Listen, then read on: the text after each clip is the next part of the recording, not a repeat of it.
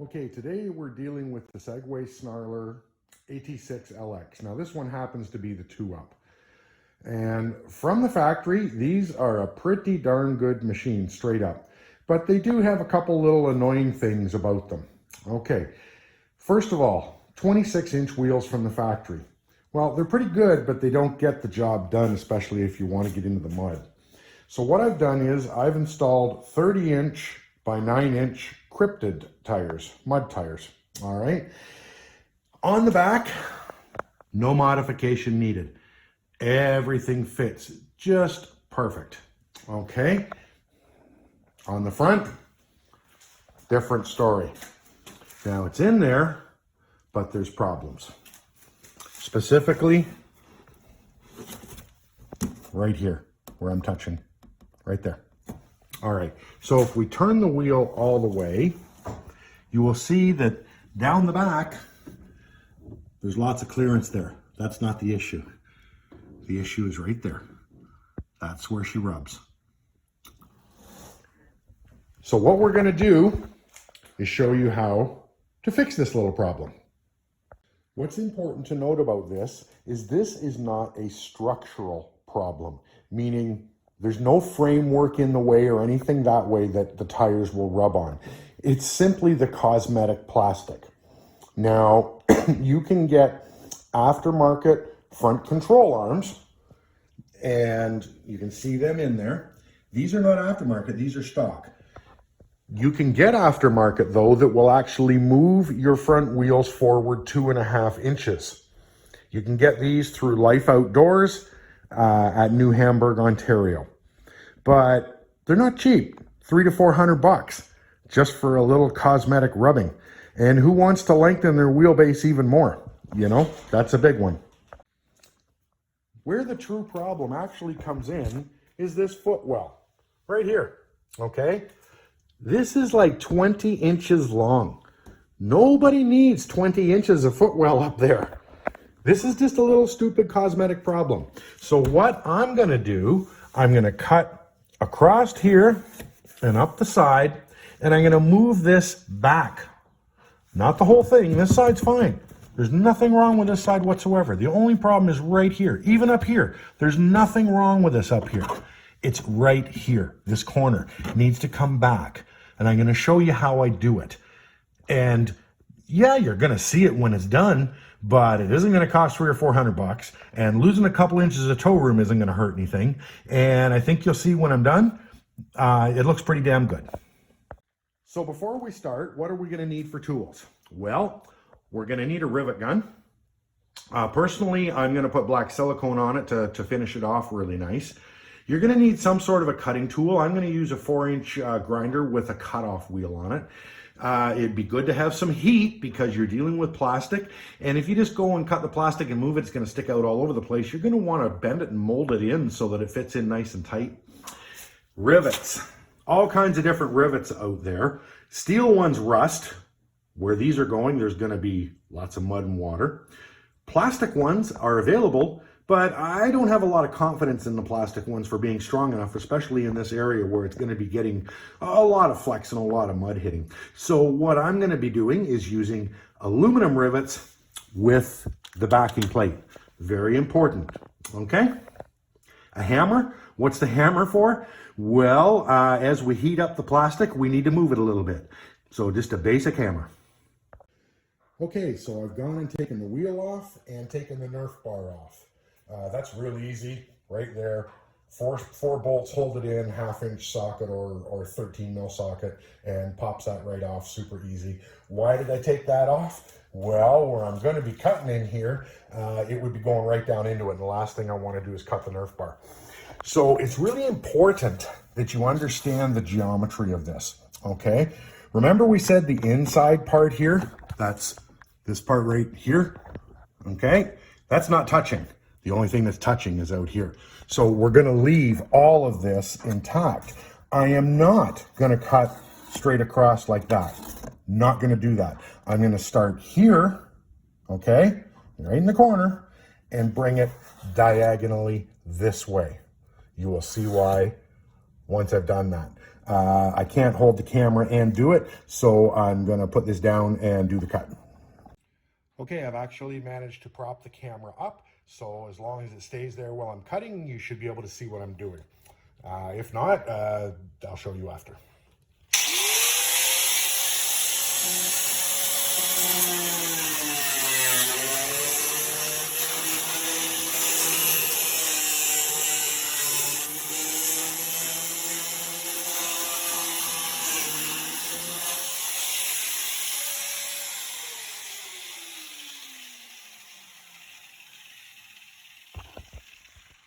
Okay, and there is the diagonal cut. That's just melted plastic, comes right off, no problem. Okay, the next cut we're gonna do is we're gonna go up here and we're gonna leave a little lip. Why are we gonna leave a little lip? Well, we have to have something to rivet to. So, it's gonna come across here and up, leaving maybe 3/8 of an inch of a lip all the way. It would be nice to bring this right flush, but we can't do that because if we did, we're not going to have anywhere to attach it to. Okay, we have to have somewhere to attach it to. So let me go ahead and do that cut and then show it to you when it's done. Okay, we have the cut done, as you can see, and it comes right up to that lip. And if you want to look at it from the other side, there it is there, and you can see there's just a little lip there. You gotta leave this lip, guys. Okay, it goes right down. Okay, so I just took an X-Acto knife and went along the cut and just cleaned it up a little bit. Take some of these little stringer things off here. X-Acto knife works great for that, just cleaning it up a little bit. So as you can see, that's loose there now, but nothing else has been touched, just this section, okay? Okay, for this next part, you're going to need a screwdriver and either a pry bar and a piece of wood. Now you'll notice I've also put the tire back on and let it down on the ground. Why? You're going to need it for leverage, and if you don't put the tire back down on the ground, it's going to flop all around and it's not going to work for you. So you take your little trusty slot screwdriver and you put it down into that gap to lift this up. This is important. Then you take a piece of wood and you put it between the tire and the footwell. Pop that like that. Okay, this is how it's going to end up, the position it's going to end up being in when we're done. So if you got something where you can hold that in position somehow, turn the wheel with your wood in there, it's actually going to hold it in position for you. You want that about there. So I might need to put something in there to hold that into place. Okay, so we got this how we want it. Got my piece of wood in there, and I got just a good old can of WD-40 using to jam it into place and hold it exactly where I want it, which is right here. Okay, now we got to get a drill and some rivets. Okay, so before we do any drilling and riveting, I'm going to take my black Permatex RTV, and I've also got a bunch of rags here because this stuff is real messy. If you don't have rags, no problem, just get some paper towel. And we're going to stick this under here and just run a bead like that of silicone in between the pieces. You're going to want to get this as high up as you can.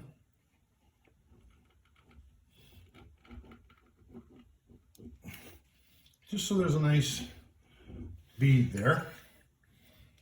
A little more down here.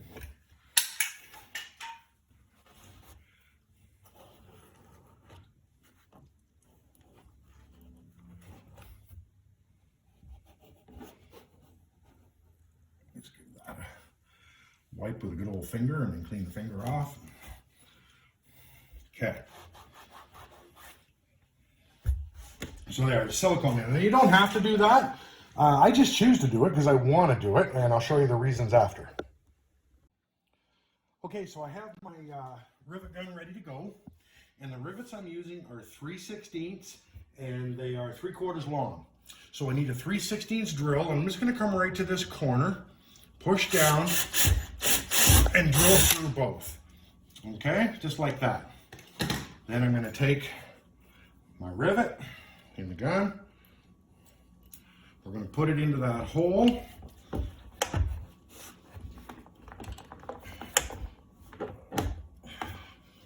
And find out why it's not going all the way in.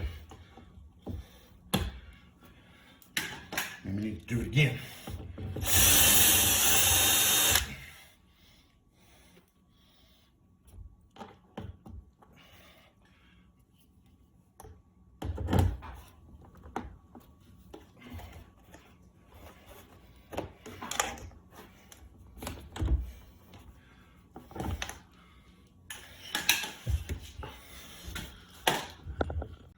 Okay, got it sorted out.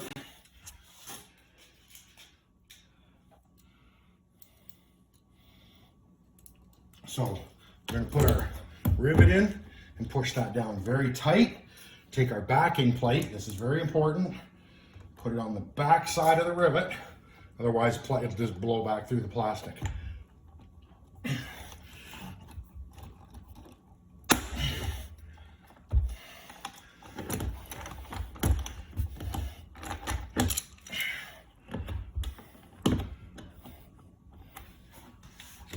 There we go, one rivet in.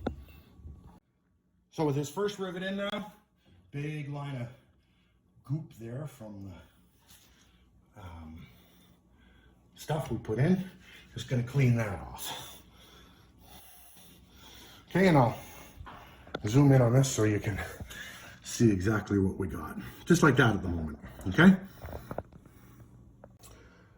Okay, so now that that's securing that in place where we want it, you can go ahead and take your wood and your pry bar, can of WD-40, whatever you had in there, take it out, and let's just check. Look at that. Tons of room. Beautiful. Okay. Okay, here's what we need the torch for. Some people say to use a heat gun, but I don't like a heat gun because a heat gun heats up too big of an area. We just want to heat up a very small area right here. Soften this up.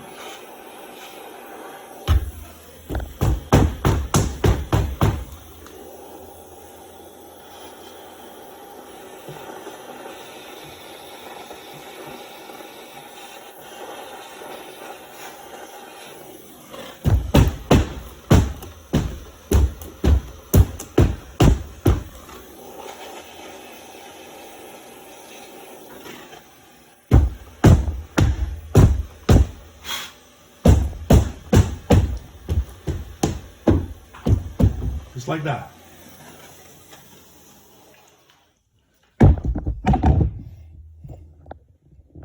Okay, so there we go. Got it all done. Riveted together. Both sides. You can see where the rivets come out there. Okay, now we only got one thing left to do. And I'll put this here. Hopefully you can see. We're going to take our silicone,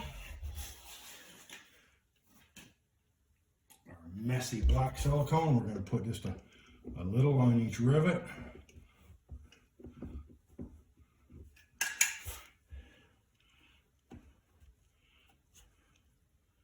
Just to give it a cover up.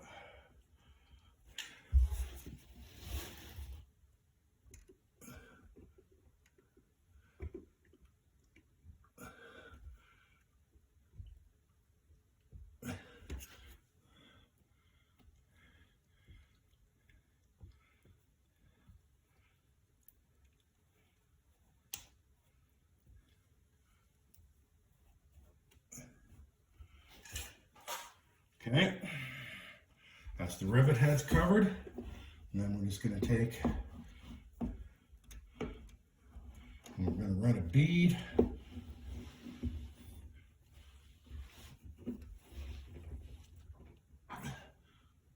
all over here.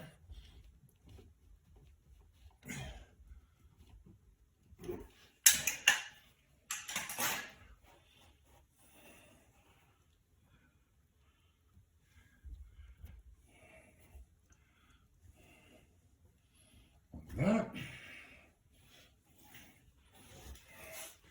And I think we need, yep, need a little there. I know you won't be able to see it for a second.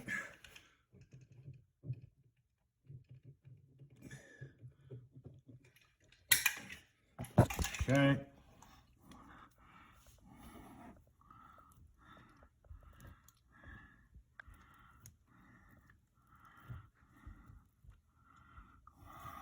There.